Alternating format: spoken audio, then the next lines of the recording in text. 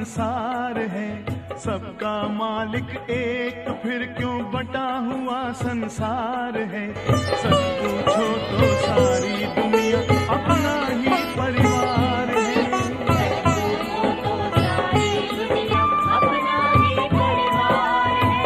सबका मालिक एक, फिर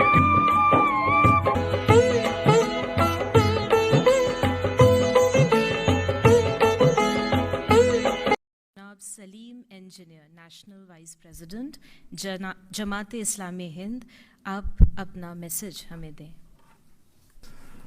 बिस्मिल्लाहिर्रहमानिर्रहीम। अत्यंत दयावान एवं कृपाशील ईश्वर के नाम से, उस ईश्वर के नाम से जो सारी सृष्टि का अकेला रचयिता है, हम सब का पैदा करने वाला और पालने वाला है।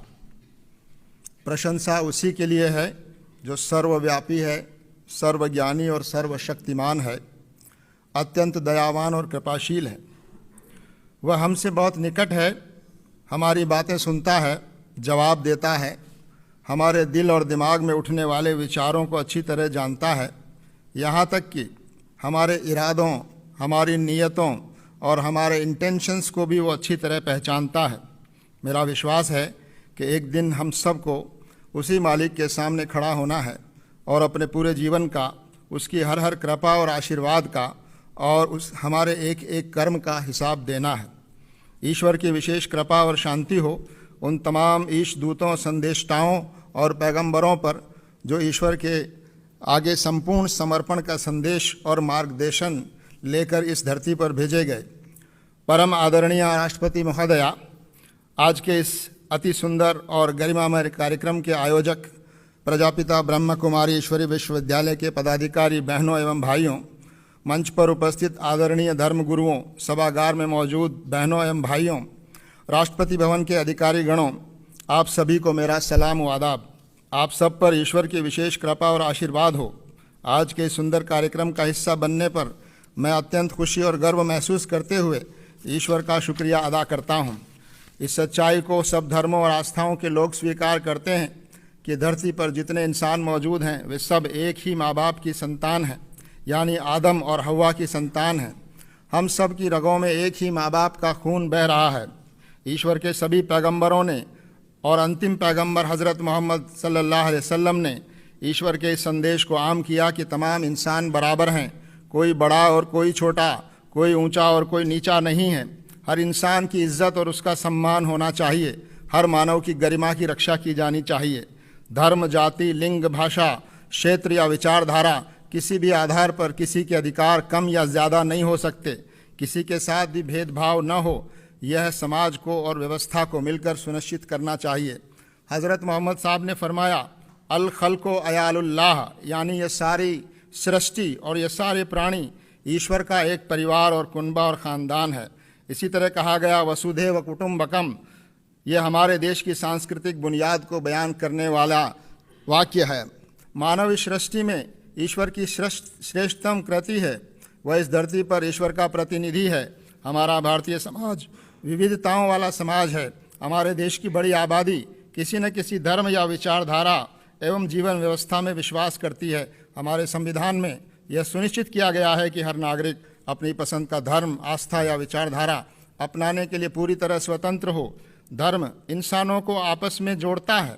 इंसानों को बांटने वाला, उनको नीचा और ऊंचा बनाने वाला धर्म हो ही नहीं सकता। समाज में घृणा, हिंसा और लोगों के बीच अविश्वास सच्चे धार्मिक लोगों की वजह से नहीं है, बल्कि धर्म का दुरुपयोग करने वाले कुछ स्वार्थी एवं समाज विरोधी लोगों की वजह से है। मैं इस्लाम धर्म में विश्वास करता हूँ और यहाँ उसका प्रतिनिधित्व कर रहा हूँ। मैं आपसे निवेदन करना चाहता हूँ कि इस्लाम शब्द का अर्थ है ईश्वर के आगे संपूर्ण समर्पण। इसका एक अर्थ शांति है, क्योंकि अपने सृष्टा के आगे समर्पण से ही इंसान के मन में और इस धरती पर न्याय और शांति की स्थापना हो सकती है। न्याय की स्थापना ही वास्तव में धर्म की स्थापना है और यही शांति की स्थापना की असल बुनियाद है। धर्म हमको अपने सृष्टा का परिचय कराता है, हमें उससे जोड़ता है। सच्चा व्यक्ति ईश्वर से प्रेम करता है, इंसानों से प्रेम करता है, उसका सम्मान करता है और उनकी सेवा करता है। धर्म व्यक्ति को अनुशासित करता है। धर्म हमको इस बात की शिक्षा देता है कि हम अन्याय और अत्याचार से पीड़ित और कमज़ोर लोगों, चाहे वो किसी धर्म के मानने वाले हों, उनके साथ खड़े हों, उनकी मदद और सेवा के लिए आगे आएं, उनको समाज में सम्मान दिलाने का प्रयास करें। आज इस बात की आवश्यकता है कि विभिन्न धर्मावलंबियों में और धर्म गुरुओं में मेल जोल बढ़ना चाहिए, उनके बीच संवाद मजबूत हो। समाज में नैतिक मूल्यों को स्थापित करने के लिए हम सब धर्म गुरुओं को मिलकर प्रयास करना चाहिए। हम सभी धर्मों के धर्म गुरुओं को इस महत्वपूर्ण काम में पहल करके साथ मिलकर समाज में जागृति लाने, आपसी सद्भाव और विश्वास को मजबूत करने का यह पवित्र कार्य करना चाहिए।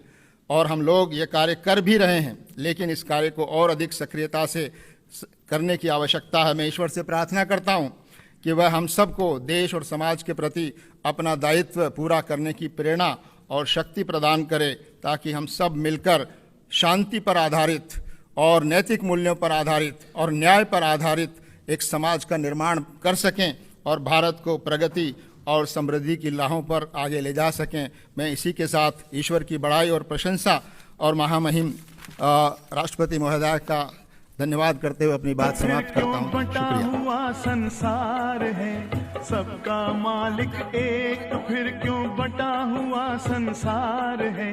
सच पूछो तो सारी दुनिया अपना ही परिवार है।